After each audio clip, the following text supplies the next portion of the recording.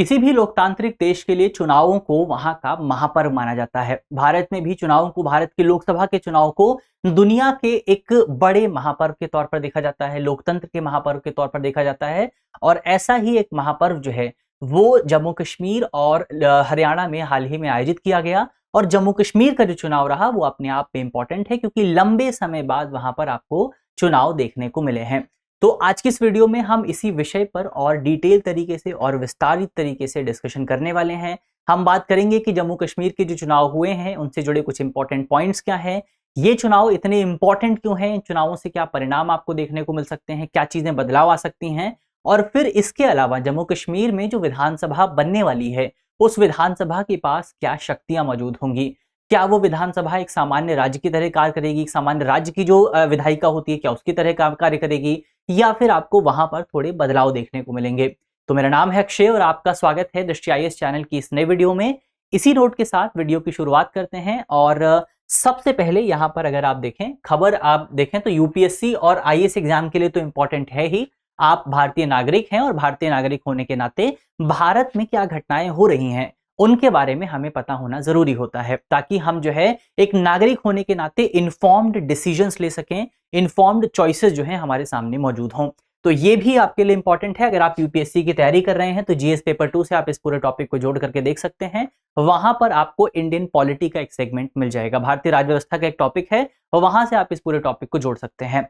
चलिए वीडियो की शुरुआत करते हैं। सबसे पहले आपके लिए एक सूचना यह है कि अगर आप यूपीएससी एग्जाम की तैयारी कर रहे हैं तो आपकी तैयारी को और ज्यादा बेहतर बनाने के लिए, आपकी फाउंडेशन को मजबूत करने के लिए दृष्टि संस्थान की ओर से आपके लिए कुछ कोर्सेज जो हैं वो शुरू किए जा रहे हैं। कुछ बैचेस जो हैं वो शुरू हो रहे हैं, जैसे कि आपका करोल बाग में हिंदी माध्यम का जो बैच है वो 13 नवंबर से शुरू हो रहा है दोपहर 3 बजे। और लखनऊ में अगर आप देखें तो यहाँ पर यूपीएससी जीएस फाउंडेशन का जो बैच है वो 18 अक्टूबर से शुरू हो रहा है सुबह 11:30 बजे। तो आप अगर इन कोर्सेज में दिलचस्पी रखते हैं, अगर आप यूपीएससी में दिलचस्पी रखते हैं, आप चाहते हैं कि आपको एक बेहतर गाइडेंस मिल सके, आपको सरल कॉन्सेप्ट को जो कॉन्सेप्ट्स हैं उनको आसानी से समझाया जा सके, तो आप इन कोर्सेज को ज्वाइन कर सकते हैं। तो ये हुई आपके काम की बात। अब हम बढ़ते हैं आगे।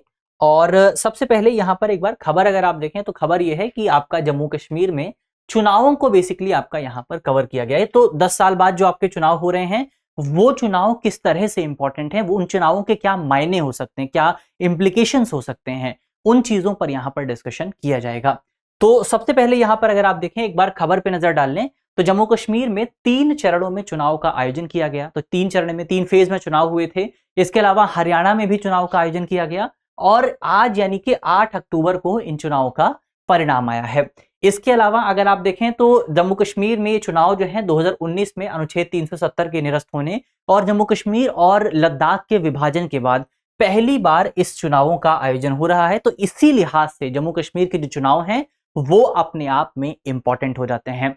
तो सबसे पहले हमने यहाँ पर खबर की बात की। खबर के बाद आप देखें कि जम्मू कश्मीर के जो चुनाव हैं उनसे जुड़े कुछ इंपॉर्टेंट बिंदु अगर आप देखें, कुछ जरूरी जो पॉइंट हैं, तो अगर आप हिस्टोरिकल पर्सपेक्टिव की बात करें तो हमने देखा कि 2019 में जम्मू कश्मीर को जब केंद्र शासित प्रदेश बनाया गया था तो उसके बाद से पहली बार यहाँ पर चुनाव आयोजित हो रहे हैं। उससे पहले जम्मू कश्मीर एक राज्य हुआ करता था, जहां पर 2018 तक एक सरकार थी, जिस सरकार को यहाँ पर केंद्र सरकार की ओर से निरस्त कर दिया गया था। अंतिम चुनाव की बात करें तो जम्मू कश्मीर में जो अंतिम चुनाव थे वो 2014 में आयोजित किए गए थे। इसके अलावा इस बार जम्मू कश्मीर में आपको कुछ नए निर्वाचन क्षेत्र भी देखने को मिल रहे हैं, कुछ नई कॉन्स्टिट्यूएंसीज देखने को मिल रही हैं। और टोटल जो कॉन्स्टिट्यूएंसीज है वहां पर 6 जो कॉन्स्टिट्यूएंसीज हैं जम्मू में ऐड की गई है, जबकि एक कॉन्स्टिट्यूएंसी आपकी कश्मीर में ऐड की गई है। तो इस तरह से टोटल आपकी जो जम्मू कश्मीर में टोटल कॉन्स्टिट्यूएंसीज हैं उनकी संख्या 90 हो गई, यानी कि 90 सीटों पर यहाँ पर चुनाव का आयोजन किया गया था। और इसमें से अगर आप देखें तो 43 सीटें आपका जम्मू की हैं और 47 सीटें जो हैं वो आपका कश्मीर की हो जाती हैं। तो इस तरह से 90 सीटों पर यहाँ पर चुनाव का आयोजन किया गया था। अगर मतदाता भागीदारी की बात करें, वोटर टर्नआउट की अगर आप बात करें तो वोटर टर्नआउट इस बार कंपैरेटिवली आप थोड़ा सा बेहतर मान सकते हैं। अगर आप जो है ऐतिहासिक तौर पर देखें तो इस बार जम्मू कश्मीर में जो वोटर टर्नआउट रहा वो कंपैरेटिवली आपका 63.1% के आसपास देखने को मिला। नेशनल एवरेज से अगर आप कंपेयर करेंगे 2024 के जो लोकसभा चुनाव थे वहां पर नेशनल एवरेज जो था वो 67% के आसपास था। यानी जम्मू कश्मीर के लोकसभा चुनावों में नेशनल एवरेज से कंपैरेटिवली कम वोटिंग यहां पर आपको देखने को मिली है। अब वोटर टर्नआउट के थोड़े से और ट्रेंड की अगर आप बात करें कि किस तरह से वोटर टर्नआउट आपको देखने को मिला, तो ये हिस्टोरिकल डेटा आपके सामने मौजूद है। 1962 से अगर आप शुरुआत करते हैं तो 1962 में जम्मू कश्मीर में जब चुनाव हुए थे तो वहां पर सबसे कम वोटर टर्नआउट 39% के आसपास आपको देखने को मिला था। इसके बाद धीरे धीरे यहां से वोटर टर्नआउट की शुरुआत होती है, वोटर टर्नआउट बढ़ता है और अंततः 1987 के जो चुनाव थे वहां पर ये 73% के आसपास पहुंच जाता है। हालांकि 1987 के जो चुनाव थे उन चुनावों को लेकर के कई जो लोग हैं वो सरकार पर ये भी आरोप लगाते हैं कि उन चुनावों में थोड़ी सी आपको धांधली देखने को मिली थी और इसी वजह से 1987 के चुनाव में वोटर टर्नआउट रेशो इतना ज्यादा रिकॉर्ड किया गया था। लेकिन उसके बाद अगर आप देखते हैं तो लगातार आपको कॉन्टिन्यूसली गिरावट नजर आती है, फिर बढ़ोतरी होती है और इस बार आपका 2024 में जो चुनाव का वोटर टर्नआउट रेशियो है वो 63.9% के आसपास है। तो ये ओवरऑल आपका हिस्टोरिकल डेटा हुआ जम्मू कश्मीर में चुनाव को लेकर के। अब 2024 के चुनावों की अगर आप बात करें, 2024 में वोटर टर्नआउट रेशियो जिले के आधार पर अगर आप देखें तो हमने देखा टोटल 63.9% के आसपास है।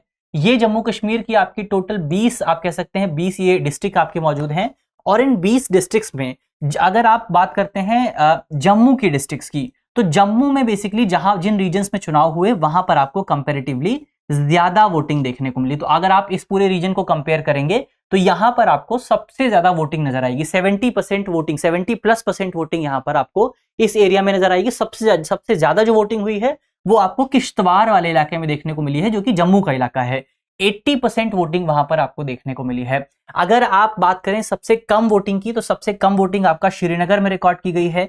तो ओवरऑल अगर आप कश्मीर के इलाके में देखें तो यहां पर आपको कंपैरेटिवली कम वोटिंग नजर आई है। यहां पर एवरेज जो है वो आप कह सकते हैं 50 से 55% के बीच में आपको देखने को मिलेगा और सबसे कम वोटिंग जो हुई है वो श्रीनगर में आपको देखने को मिली है। 30% वोटिंग आपका श्रीनगर में रिकॉर्ड की गई है। इसके पीछे बहुत सारे कारण हो सकते हैं। श्रीनगर एक शहरी इलाका है और अक्सर जब आप पॉलिटिक्स में बात करते हैं, जब आप जो है पॉलिटिकल एनालिसिस में देखते हैं तो शहरी इलाकों में कंपैरेटिवली आपको कम वोट देखने को मिलते हैं। इसका रीजन ये रहता है कि शहरी इलाकों में जो तमाम लोग रहते हैं वो चुनाव के दिन को एक छुट्टी के तौर पर देखते हैं और वहां पर वोट करने नहीं जाते हैं क्योंकि वहां पर पॉलिटिक्स में इतनी दिलचस्पी नहीं ली जाती है। जबकि अगर आप ग्रामीण इलाकों में बात करते हैं तो वहां पर राजनीतिक में हिस्सेदारी लेना और मतदान करना एक इंपॉर्टेंट एक्ट के तौर पर देखा जाता है, एक जिम्मेदारी के तौर पर देखा जाता है। तो इसी वजह से अगर आप दुनिया भर में देखेंगे तो शहरों में आपको कंपैरेटिवली कम वोटिंग मिलेगी और गांवों में आपको ज्यादा वोटिंग मिलेगी, ज्यादा वोटर टर्नआउट मिलेगा।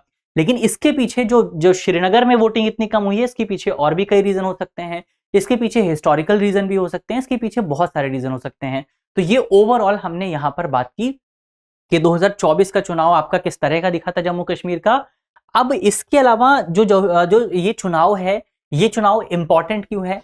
किसी भी जगह पर चुनाव इंपॉर्टेंट क्यों होता है? क्योंकि लोकतंत्र के लिए इंपॉर्टेंट है। अब यहां पर दोबारा से जो है आपका जम्मू कश्मीर में लोकतांत्रिक बहाली आपको देखने को मिलेगी। डेमोक्रेटिक सिस्टम जो है उसको वापस से बहाल किया जाएगा।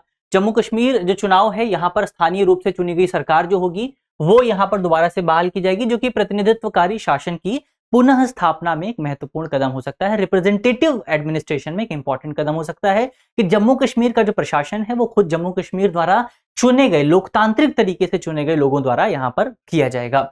इसके अलावा आपको रीजनल स्टेबिलिटी भी देखने को मिलेगी। जो स्थानीय प्रतिनिधित्व है वो क्षेत्रीय मुद्दों को संबोधित करेगा, जिससे आपको बेसिकली यहाँ पर स्थिरता और राजनीतिक भागीदारी यानी कि पॉलिटिकल पार्टिसिपेशन भी देखने को मिलेगा। इसके अलावा राज्य की जो मांग लगातार आपका जम्मू कश्मीर की ओर से की जा रही है, लगातार ये डिमांड हो रही है, जम्मू कश्मीर को लेकर के भी हो रही है, आपका लद्दाख को लेकर के भी हो रही है कि इन्हें राज्य का दर्जा दिया जाए। तो अब इस मांग को पॉलिटिक्स के माध्यम से राजनीतिक लेवल पर और ज्यादा बेहतर यहां पर तरीके से रिप्रेजेंट किया जा सकता है। इसके अलावा राष्ट्रीय सुरक्षा के लिए भी जम्मू कश्मीर के जो चुनाव हैं वो बहुत ज्यादा इंपॉर्टेंट माने जाते हैं, क्योंकि जम्मू कश्मीर जो है वो एक वल्नरेबल जगह पर मौजूद है। ज्योग्राफिकल तौर पर देखें तो भारत और पाकिस्तान के बीच में पड़ता है, भारत का एक इंपॉर्टेंट हिस्सा है और पाकिस्तान वहां पर लगातार इन्फिल्ट्रेशन करता रहता है। वहां पर लगातार जो है आपको जो है पाकिस्तान की ओर से कार्यवाही देखने को मिलती रहती है। तो ऐसे में राष्ट्रीय सुरक्षा के लिहाज से भी जम्मू कश्मीर के चुनाव बहुत ज्यादा इंपॉर्टेंट माने जाते हैं। तो ये हमने इन चुनावों की इंपॉर्टेंस पे बात की। अब एक बार यहां पर समझ लिया जाए कि जम्मू कश्मीर की जो नई विधानसभा होने वाली है उस नई विधानसभा के पास कौन कौन सी शक्तियां आपको देखने को मिल सकती हैं। तो शक्तियों की बात करें, सबसे पहले आपका जो जम्मू कश्मीर की नई विधानसभा होगी उसके पास आपको लिमिटेड लेजिस्लेटिव पावर देखने को मिलेंगे, यानी कि बहुत सीमित विधायिक शक्तियां देखने को मिलेंगी। तो जम्मू कश्मीर की जो विधानसभा होगी उसके पास अन्य केंद्र शासित प्रदेशों की तरह ही विधायी अधिकार मौजूद होंगे। वो अन्य केंद्र शासित प्रदेशों की तरह ही बेसिकली तमाम मुद्दों पर, तमाम टॉपिक्स पर जो है आपका कानून बना सकते हैं, लेकिन दो टॉपिक्स आपके दायरे में नहीं रहने वाले हैं। तो एक है आपका पब्लिक ऑर्डर यानी कि लोक व्यवस्था, और दूसरा है आपका पुलिस। तो ये दो टॉपिक जो हैं वो आपका जम्मू कश्मीर विधानसभा के दायरे में नहीं होंगे। इसके अलावा क्षेत्रीय मुद्दों पर अगर आप प्रभाव की बात करें तो विधानसभा जो है, जम्मू कश्मीर की जो विधानसभा होगी वो क्षेत्रीय मुद्दों जैसे कि स्वास्थ्य हो गया, शिक्षा हो गया, इंफ्रास्ट्रक्चर हो गया, इस पर ध्यान केंद्रित कर सकती है। और केंद्र सरकार का प्रतिनिधित्व करने वाले जो लेफ्टिनेंट गवर्नर हैं उनके साथ मिलकर के जम्मू कश्मीर की विधानसभा को काम करना पड़ेगा। इसके अलावा फाइनेंशियल कंट्रोल की अगर आप बात करें तो विधानसभा के पास जो डेवलपमेंट प्रोजेक्ट्स हैं उनको अलाउ करने की अनुमति जरूर होगी, लेकिन इसके बावजूद भी जो मेन इंफ्रास्ट्रक्चर प्रोजेक्ट हैं और जो रक्षा संबंधी इंफ्रास्ट्रक्चर प्रोजेक्ट हैं, जो सिक्योरिटी रिलेटेड प्रोजेक्ट्स हैं, वहां पर आपको मुख्य तौर पर केंद्र सरकार की भूमिका देखने को मिलने वाली है।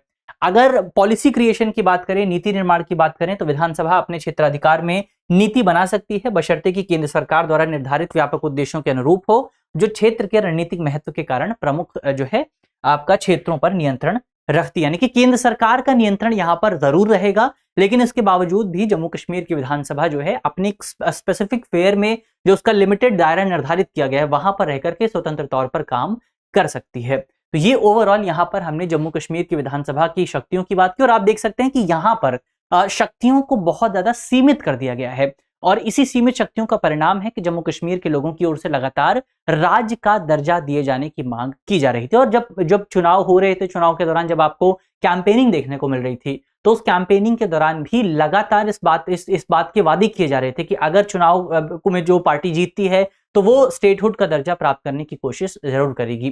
तो ये ओवरऑल यहाँ पर हमने इन चुनावों के बारे में समझा। अब अंत में आपके लिए एक सवाल ये है कि जम्मू कश्मीर का विभाजन केंद्र सरकार की ओर से किस वर्ष किया गया था? बहुत सीधा सा, बहुत सरल सा, बहुत आसान सा सवाल है। जल्दी से इसका जवाब जो है वो आपको कमेंट बॉक्स में देना है।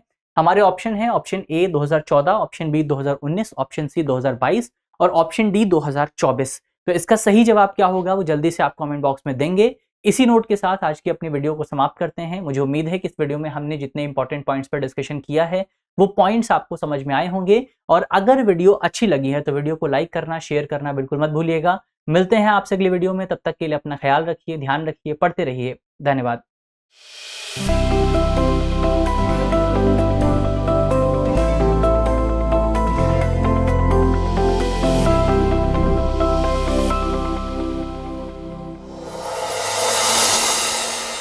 डियर व्यूअर्स, अपने एग्जाम की तैयारी को और बेहतर करने के लिए हमारे चैनल को लाइक, शेयर और सब्सक्राइब करना न भूलें।